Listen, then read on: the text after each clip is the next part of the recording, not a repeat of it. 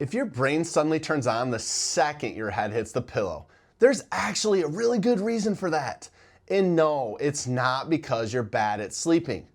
Most people accidentally train their brain to become more awake at night.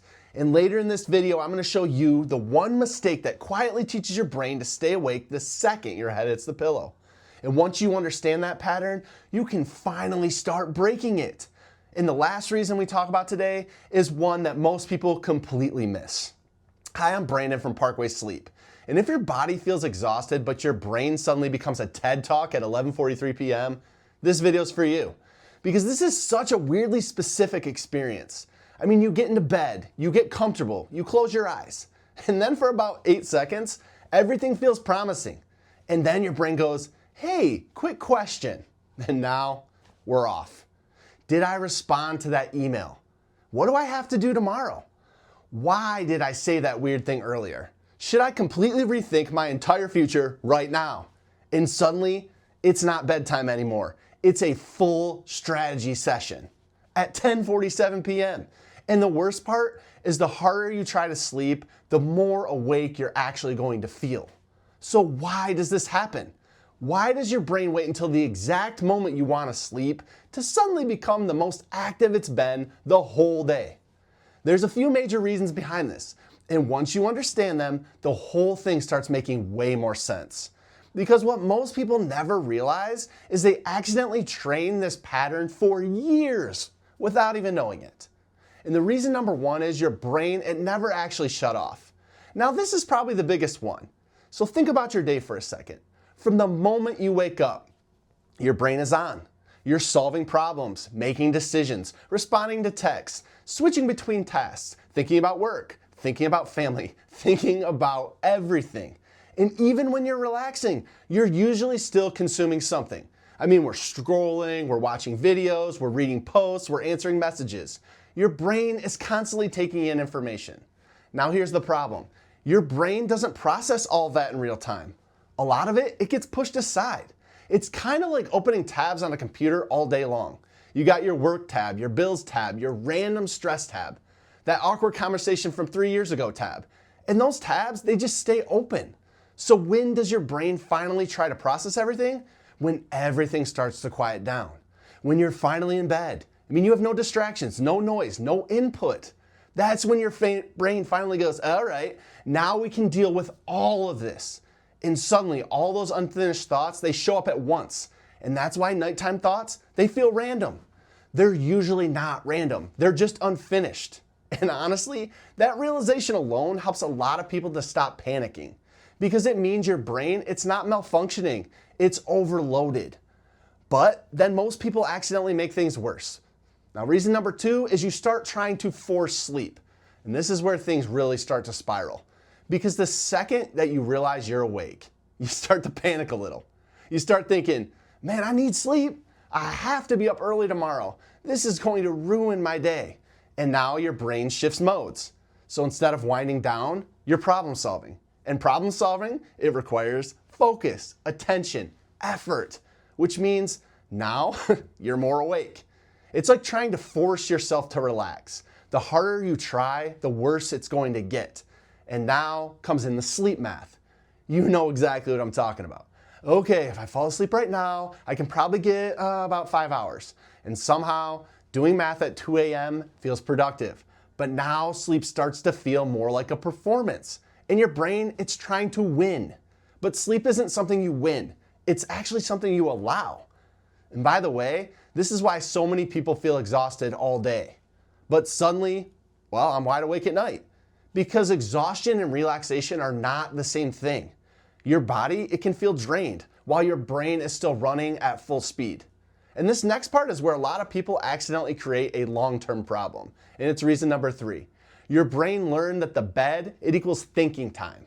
This is huge because your brain is incredibly good at creating patterns.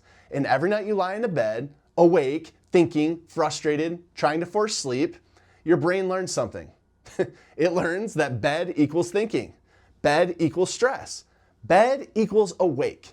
And over time, that pattern, it just gets stronger. So now your brain starts preparing before you even get into bed. You're brushing your teeth and your brain, it's already warming up. Like, whew, all right, everybody, places everyone, thinking mode is starting in 5 minutes. And then the second your head hits the pillow, your mind starts racing automatically. That's why so many people say, oh, the second I lie in bed, my brain, it turns on. Because your brain, it's practicing this pattern over and over and over again. And once that pattern becomes automatic for you, your brain starts doing it before you even realize it's happening.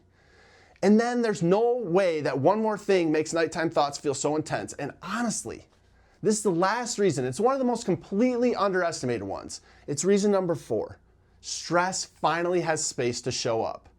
During the day, you're distracted. You're moving, talking, working, you're driving, you're scrolling. So even if something's bothering you, your brain, it can avoid it temporarily. But at night, there's nowhere for it to go. No distractions, no movement, no noise. And now your brain finally has space to process stress, worries, future planning, unfinished emotions. And it doesn't do it gently. It dumps all of it out at once. And that's why thoughts feel louder, more urgent, more emotional, more important. Because your brain, it's trying to process everything that it's avoided the whole day at literally the worst possible time. And this is also why nighttime anxiety feels so convincing. I mean, at 1 a.m., every problem suddenly feels like a life crisis. Now, here's the important part. The problem usually isn't the thoughts themselves. It's your reaction to those thoughts. Because once you notice you're awake, you start fighting it. And now you're going to enter this loop. Thinking, trying, frustration, more thinking. And that loop, it keeps your brain awake. So, what actually helps? Number 1 is to stop trying so hard. I know this sounds weird, but it's one of the biggest things you can do. Sleep is not going to be something that you force. It's something that you allow your body to do. So instead of, okay, I need to fall asleep, shift towards, it's okay, I'm just resting now. That alone can remove pressure, and pressure is gasoline for racing thoughts. Number 2 is to give your brain a shutdown period. Now your brain, it needs a transition period before bed. Not in bed, before bed. I'm talking 15 to 30 minutes before, and that helps. Less stimulation, less scrolling, less mental input. Because if your brain never slows down before bed, it'll try to slow down after you actually get into bed, and that's when the thinking starts. And honestly, it's probably one of the biggest mistakes we make in modern life. Most people go directly from emails, TikTok, stress, notifications, bright screens, mental stimulation, straight into bed. And they expect their brain just to instantly power down. But that's not how our brain works. Number 3 is just to not stay in the fight. So if you've been lying there awake for a while, don't just stay there battling your brain. Because all you're doing is reinforcing the pattern. Okay, so you just get up, keep the lights low, do something boring, let your brain reset, then go back to bed when you actually feel sleepy again. And finally, and this one helps a lot of people, get those thoughts out of your head. Your brain is trying to hold on to everything, so give it somewhere else to put it. Write it down. Make a to-do list, notes, write down your random thoughts. Because once your brain knows, okay, I won't forget this, it becomes easier just to let that stuff go. The big takeaway is this. Your brain, it isn't broken. It's just overloaded. And if you don't give it time to slow down, it'll choose its own time, which is usually right when you're trying to sleep.